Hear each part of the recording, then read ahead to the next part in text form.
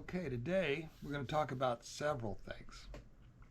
The first one is related to various cover ups and disinformation policies. And the quote that refers to that is this one: O son of dust, verily I say unto thee, of all men the most negligent is he that disputeth idly and seeketh to advance himself over his brother. Say, O brethren, let deeds, not words, be your adorning. And that's Baha'u'llah writing about divines and mullahs in the Middle East who spend their lives studying various theological minutiae and circular arguments that never produce results for the betterment of mankind. We'll get into that in just a second. In case you're new here, on this channel, I focus, and that's an important word, focus on the interplay of the Baha'i writings and what we call high strangeness. Because, as Steve Isdall repeatedly states on his channel, it is the easiest place to see that our species has been misled regarding the true nature of the universe and our place in it. And here on this channel, the writings represent a disinterested third party that backs up much of what ufology already believes and experiencers already know. My open secret agenda is to make ufology aware that the writings exist. Though I have very few followers on this channel, 180 or so, thanks for being here, MUFON has published my articles and keeps them in their archives, where people actually find them. So the information that I want to get out there is already where it needs to be for that to happen. And it will happen if it's going to. It's above my pay grade. So this research into the MUFON archives has been reported to me lately, and I am grateful to MUFON and anyone who enjoys what I have found in my research of this mystical faith, even now emerging from obscurity. Now today, as I said, I'm addressing three items. The first, the let deeds not words be your adorning, addresses the misinformation of the cover-up, which is a craft designed to keep us running in an intellectual circle as we have done for the past 60 years.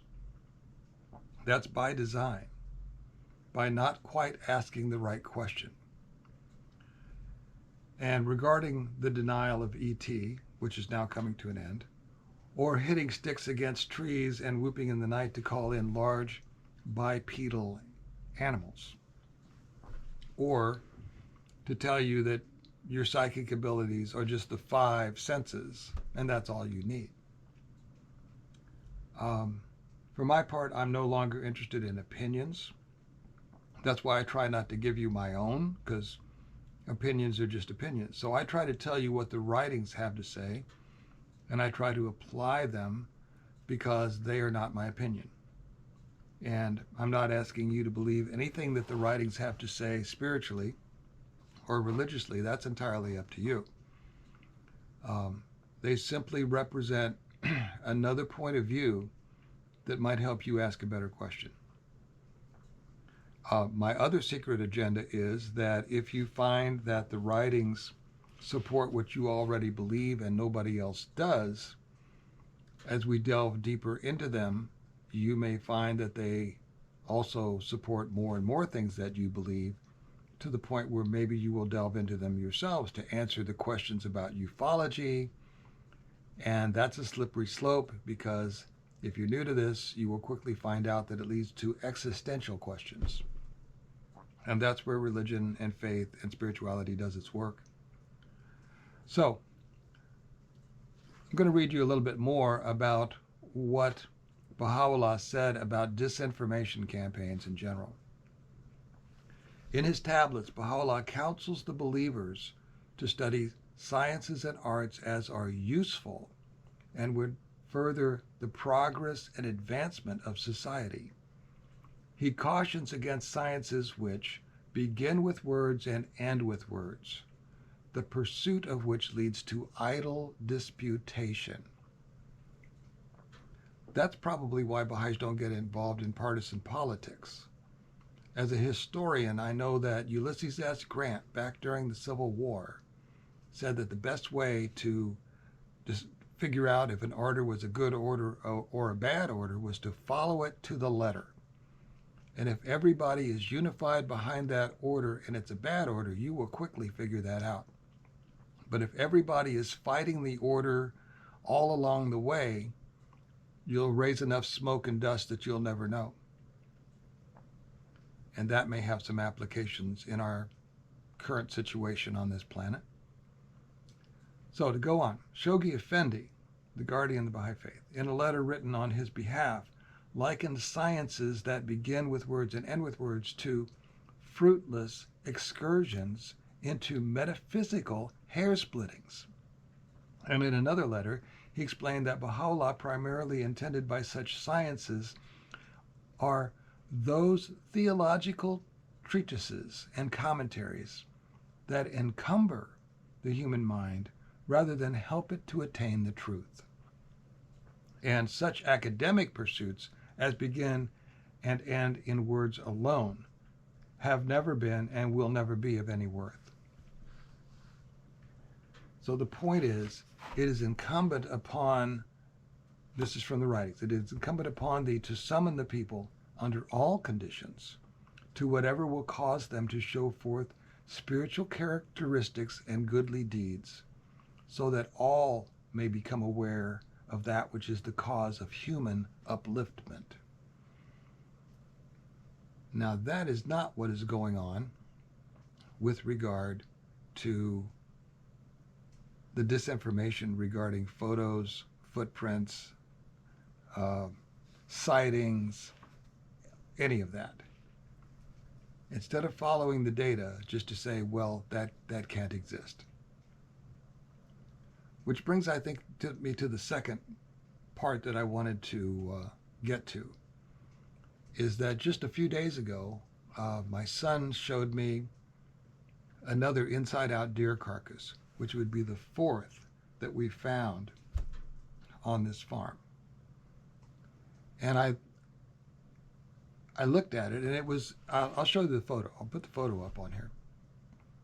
And all it is the skull and the forelegs of a deer, and the neck of the deer has been turned inside out, like with the raccoon carcasses that I've showed you from previous episodes.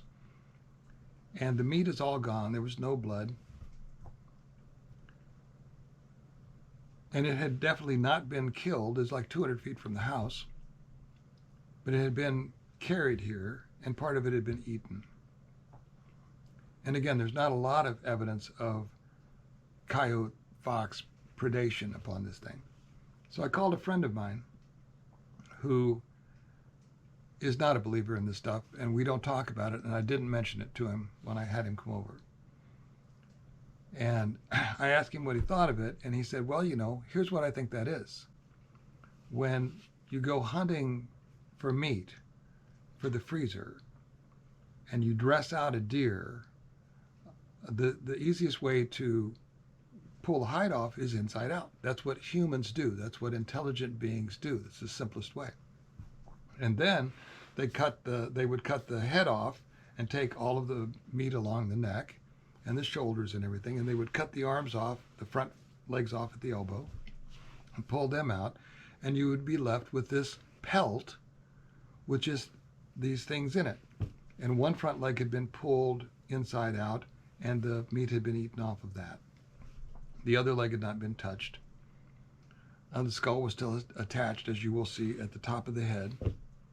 But somehow the skin had all been pulled off of the face and everything. And what I'm thinking is, what he told me that then a human butchering a deer for food would then wrap this up and toss it in a ditch somewhere because it'll all go back to nature. A coyote would come along and carry this lightweight pelt a very long way, and it could end up here. That's a very likely scenario. I didn't see it happen. He didn't see it happen, but he's seen other things that make him think that is probably what happened. And I would say that in this case, it's a way better than 50-50 chance that that is in fact what this deer carcass represents. But you got to also remember that on this farm there is all of this other stuff. And so I'm going to go with the idea that this is a cast off from a human hunter, except for the following caveats. Number one, if you don't believe in something, then it can never be the cause of whatever it is you're looking at under any circumstances, can it? So it was always, when I called this guy to come look, it was always going to be human action. And it makes sense. Logical, very logical thing. Except that this hide is very fresh. Now it is winter. It's been cold. Gets pretty cold every night. It's like a refrigerator outside. But gun season ended, bow season ended 3 weeks ago. This hide is way out of season and is very, very fresh. So it would mean that a human hunter took a deer out of season for the freezer, which is not beyond belief, but it's one more reason why the 50-50 chance is coming back to 50. Because a leg has been turned inside out that was left in the deer pelt, and that was eaten. Now, I've gone through all of the reasons why the raccoon hides are probably not humans turning that hide inside out, sucking all the meat off the bones and leaving all the bones intact. But my friend also he said that they will remove the guts first. But I'm not sure that when they remove the guts, they put them all in a neat pile. So some questions remain. But that's my point on this fourth inside-out hide on the farm and the third inside-out hide of a deer. The other two had the carcass with them, and the hide had been pulled over the head, which I don't think is human activity or coyote activity at all. Sorry. And even if you've seen it before, this would be the third or fourth thing. If you don't believe that it can be anything other than human activity because other things that would do that don't exist, then it will never be, in your estimation, the things that don't exist. And you will always attribute it to something that you think you know. So even if you encountered these before, if you didn't see it happen, and you weren't there, you don't know what happened. Again, I'm leaning strongly to this being human activity, maybe even a poacher. But how far would they drag it? Would they drag it miles? There isn't anybody hunting deer around here for at least 3/4 of a mile. There could be some families nearby, but would a coyote drag it that far? Could be. So that's the thing I live with this, is that, yeah, a lot of these things could be human activity. Some of them undoubtedly are. Some of them can't be. So that leaves you in that gray area. All right. Let's see, did we get all of that out? I think so. Okay, the third thing I want to mention to you before we go is 432 hertz. As you see, and sometimes in the lead-ins, and that I play guitar. And in 1939, all instrumental tuning was standardized worldwide to 440 hertz. But everything in the classics was written at 432 hertz. Everything before that had been based on 432 hertz, which sums to 9. And that's not for no reason. It's like the golden mean, the golden ratio for architecture. When you see beautiful homes, they all use that golden ratio, which also sums to 9. There's just a whole lot of things out there in the mathematical world and in our physical world that are based on prime numbers that sum to 9, so on and so forth. I can't think of the names of the people right now who do specials on that, but what is the word? They're not the holy numbers, but the magical numbers. Anyway, a whole bunch of 9s out there. And so 432 hertz is going to have a different sound. And I saw a guy who was talking about this.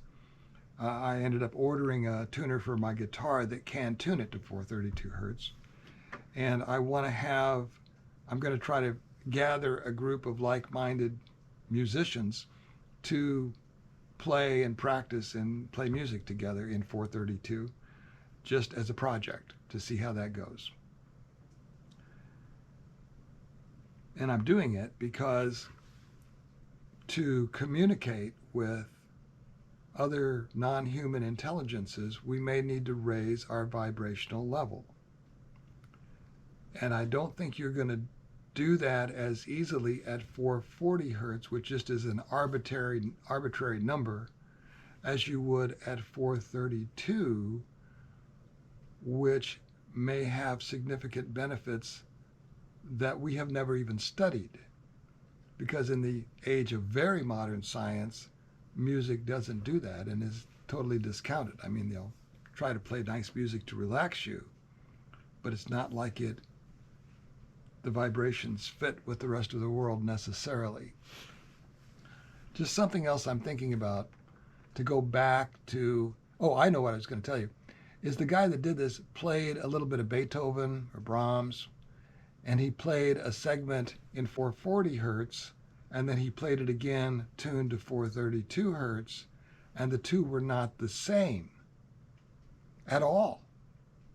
The ratio in the difference from note to note varied ever so slightly, and it was very beautiful in not that it wasn't beautiful already, but it was like even more beautiful at 432 hertz.